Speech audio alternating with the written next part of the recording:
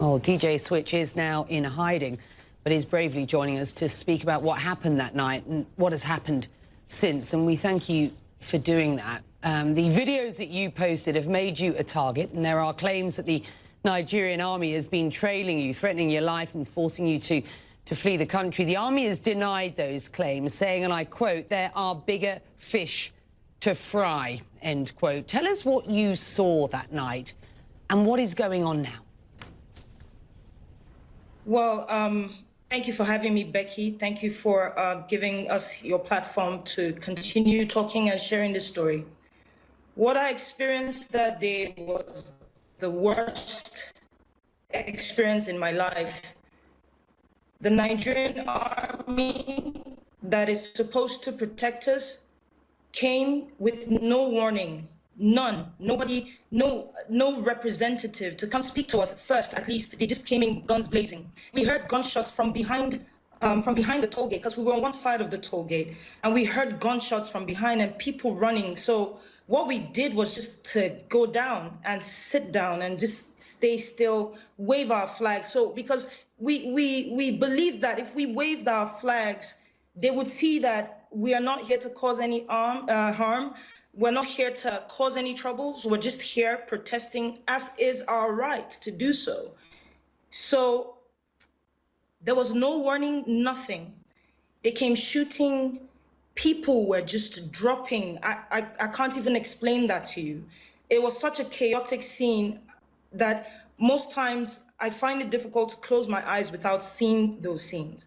And after they left, the Nigerian police came, SARS to be precise, because looking at the uniform, the ones we could see, and especially one man that was putting on white, I don't know who he is or something, but he had a pistol, kind of like a small gun, and he was just shooting at us directly, and we were just running for our lives. That's the short story of it, really. Just after the Lekki Gate incident, I spoke with the Lagos state governor. Have a listen to what he told me. Becky, I genuinely believe there will be change for two reasons. One, you know, what has happened, especially in Lagos, is extremely unimaginable. That's number one. Number two, it was a clearing call, you know, for all of us in government, you know, especially, you know, understanding and realizing, you know, what the youth, what they truly want us to be doing, you know. So it hit all of us like a thunderbolt, and it was just, you know, a wake-up call.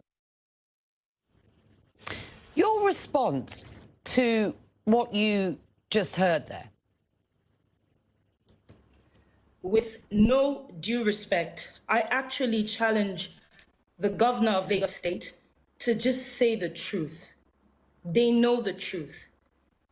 It's been out there, they're conflicting stories with each other. Nigerians have died. This is not a time to play games.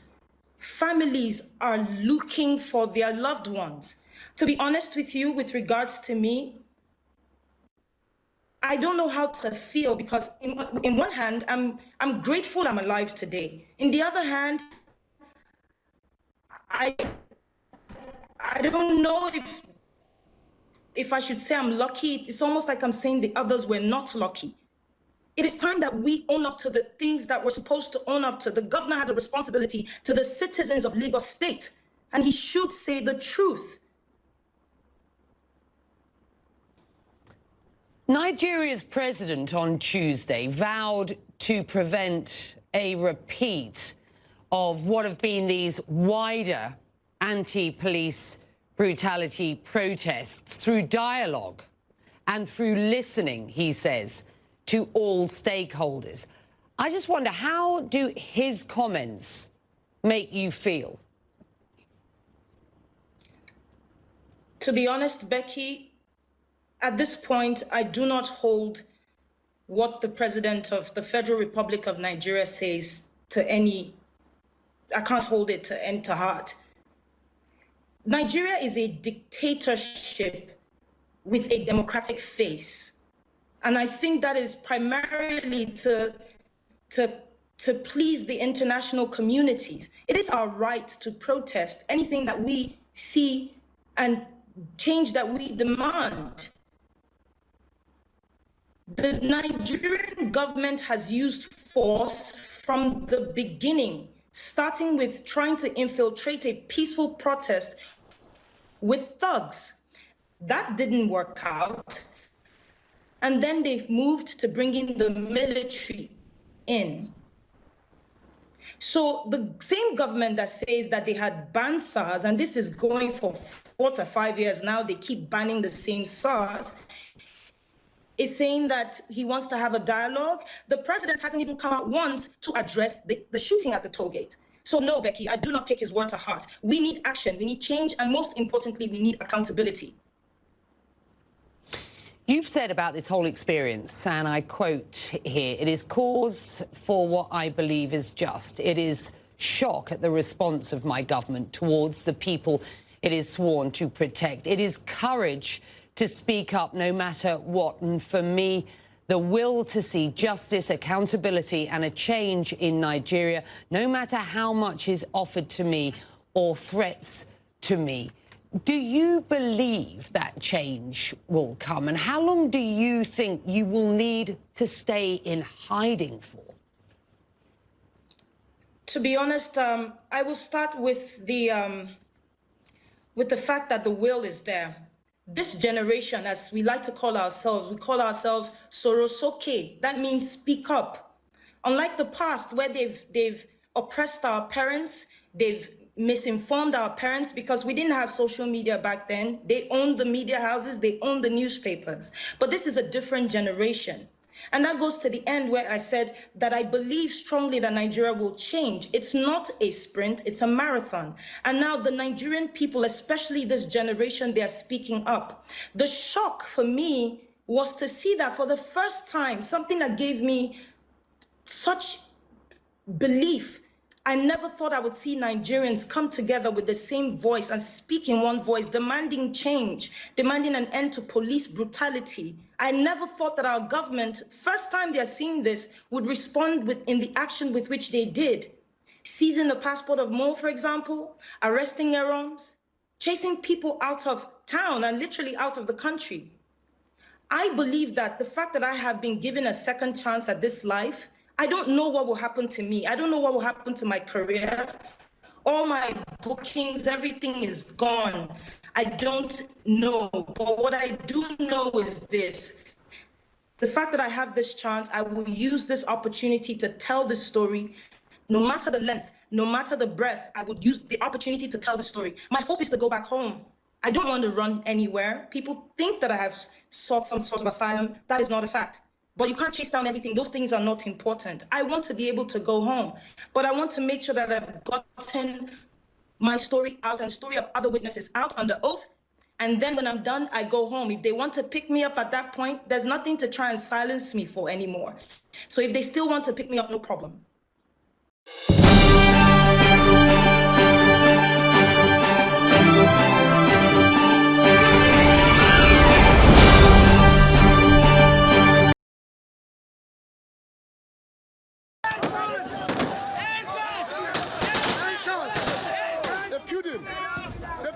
The Nigerian government denies this happened. A peaceful protest turned deadly. The police came, we were peaceful. They came and started shooting at us. CNN investigated the events at Lekki tollgate the night of October 20th in Lagos, Nigeria. After analysing hours of footage, we are going to tell a story that is radically different than the one the authorities are telling. That peaceful protest, Abi? Okay, make everybody the same. Now, where's the flag? This is Godson. He was one of the demonstrators having fun live streaming the event. He, like many others, gathered in a peaceful demonstration of discontent after weeks of protest against what they called systemic police brutality and corruption. What Godson and the protesters did not know is that the army is already on its way. This is Bonny Camp, a military garrison on the south side of Lagos. We know through analysing footage they left at 6:29 p.m, heading towards Lekki tollgate. We can see here the Nigerian government forces approaching. The protesters are gathered on the other side of the gate. As Nigerian forces get closer, you can see shots. At 6:43 p.m., we start hearing gunfire. We know this from the timestamp and data on this video. Here's another angle. They are releasing fire. They are releasing fire. Nigerian authorities say they fired blanks into the air and not at protesters. But CNN obtained video that appears to show the army shooting toward the crowd. Here, and at the top of your screen, here. In the midst of the chaotic scenes is DJ Switch, a Nigerian celebrity and activist. She is broadcasting live on Instagram. I wanted people to see what was happening. I didn't want anybody to come and twist the story. Witnesses tell CNN ambulances were stopped from entering by Nigerian authorities. You can see here people at the scene trying to conduct CPR. Please explain to me how, in which part of the world do you go to a protest with live bullets? Everybody look at this.